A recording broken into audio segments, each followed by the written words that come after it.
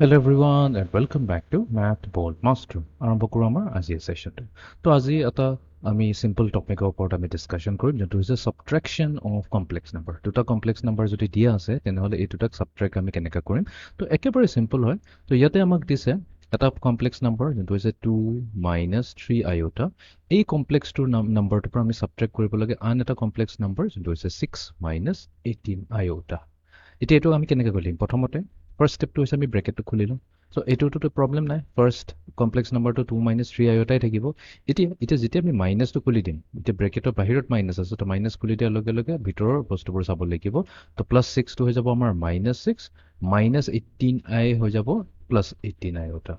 next যেনেকৈ আমি addition কৰিছিলোঁ ঠিক তেনেকৈ আমি কম্বাইন কৰিম আমি ৰিয়েল পাৰ্টক কম্বাইন কৰিম চ' 2 - 6 হৈ যাব আৰু এইফালে আমাৰ হ'ব -3 আইঅটা +18 আইঅটা এইটোতো একেবাৰে সিম্পল কাম হয় চ' 2 - 6 হৈ গ'ল আমাৰ -4 আৰু এইফালে -3 আইঅটা +18 আইঅটা এতিয়া আইঅটাটো নাচালে হ'ল তো এই প্ৰকাৰটো আমি কি কৰিছোঁ 18 - 3 কৰিছোঁ 18 - 3 আমাক কি দিব 15 দিব +15 দিব তো তাৰমানে আমি পাম +15 বাট আইঅটাটো দিবলৈ নাপাহৰিবা চ' ডেট আমি এটা ষ্টেণ্ডাৰ্ড ফৰ্মত পাই যাওঁ যোনটো হৈছে a + আইঅটা টাইমছ b তো এইটোৱে হৈ যাব আমাৰ সাবট্ৰেকশ্যন অফ কমপ্লেক্স নাম্বাৰছ